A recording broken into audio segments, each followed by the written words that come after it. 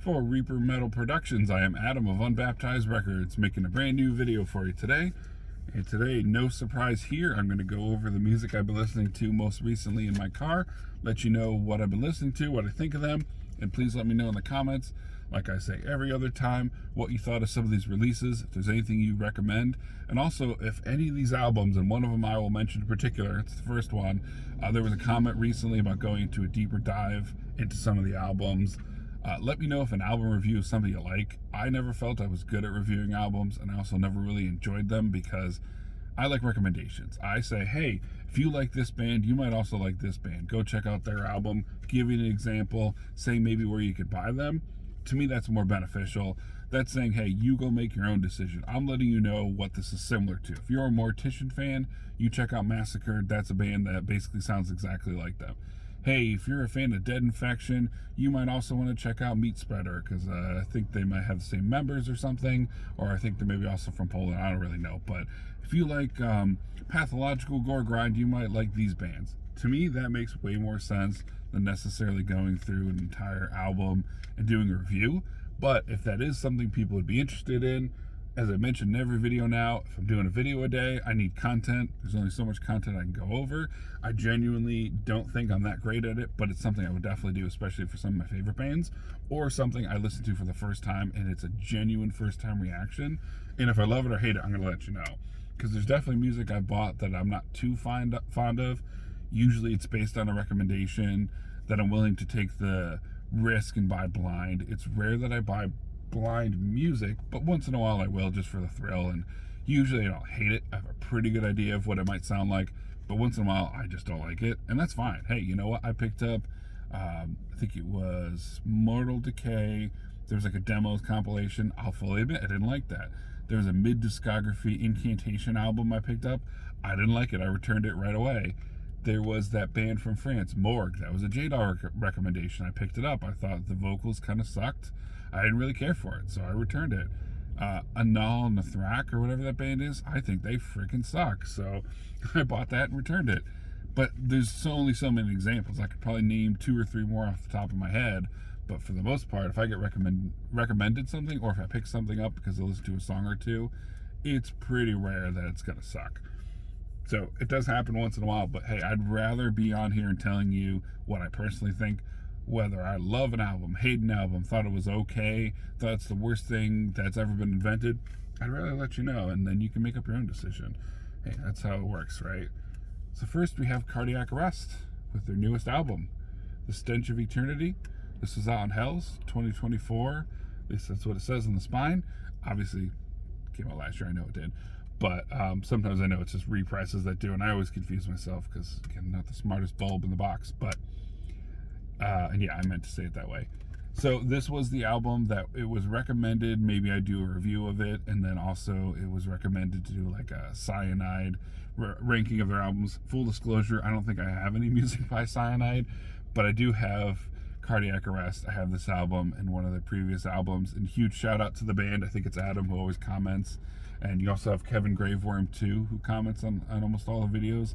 And spoiler alert, but I'll be going over some of his music too. Cardiac Arrest is awesome death metal out of, I think, the Ohio area. I could be wrong, but Hell's Headbangers staple.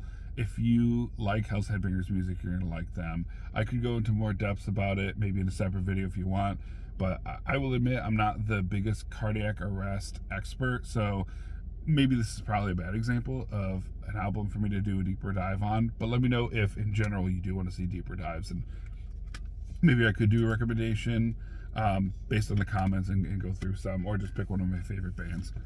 So we'll see. Next we have something I definitely am not used to picking up, and I thought was okay because I had heard so many times, oh, this sucks, this isn't really good, it's Cavalt black metal, you know, all the tough guys say they listen to it and don't crack a smile, all that shit. It's Vlad Tepes Belkatir split. I picked it up basically out of, I was like just curious, is it really as bad as some people say it is? I thought it was okay, definitely worth listening to. Way out of my wheelhouse, but that's why I liked listening to it. So even though it's not a recommendation I'd usually listen to, it definitely wasn't worth returning because I didn't think it was that bad.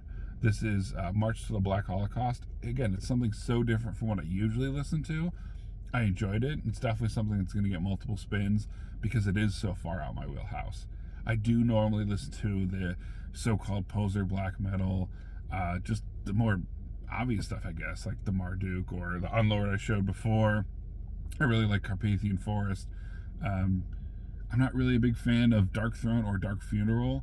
Those are both okay bands, although I did listen to, I think, Voboscum Satanas or whatever that is by Dark Funeral.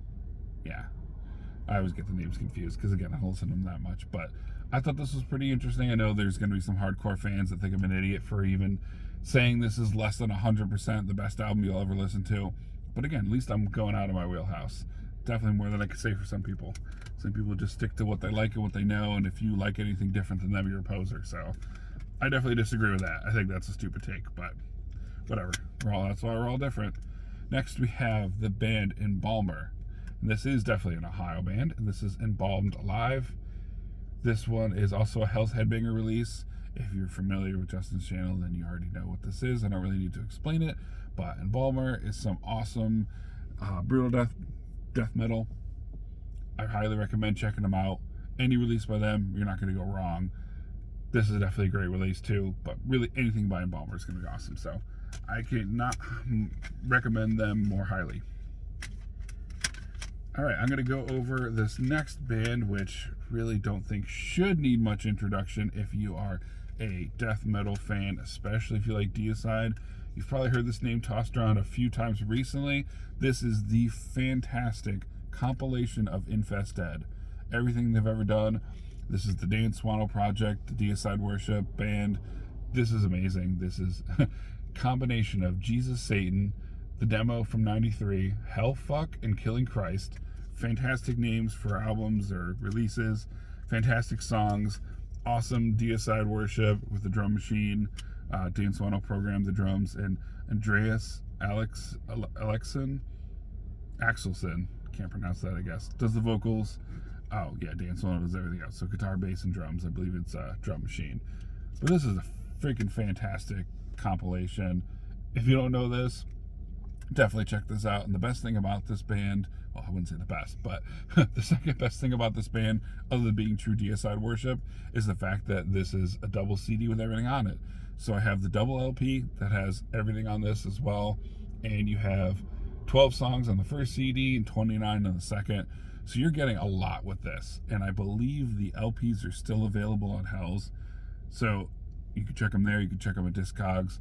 But this release was not super expensive. I think it may have been less than $20. So to have an entire band's discography for that much, I think is awesome. So another double CD for the fucking win. I love it. Check them out if you don't already know them. And then last, we have 3 CDs by the Ohio band. Hey, you're seeing a trend here. Graveworm. I mentioned them before. Kevin Graveworm's awesome. Hoping to do an interview with him when I go to Ohio. I have 3 releases of his. Please go to his Bandcamp. He has tons of releases, constantly doing sales, doing bundles, CDs, tapes, a few LPs, shirts, all that stuff. I have one of his shirts, a bunch of CDs. I don't know if I have any Graveworm tapes, but I definitely have an LP, and Kevin signed it for me, which is really freaking cool. So this is a split here, Graveworm and Wintress. 6 songs by Graveworm, 5 by Wintress. They are very raw black metal. Kevin puts out an album pretty much every year. So if you picked up the newest Graveworm, no, you didn't, because there's going to be new music, and you're never going to get bored of Graveworm because it's one of the OGs. They've been around since the early 90s, and they're still going, still putting out music.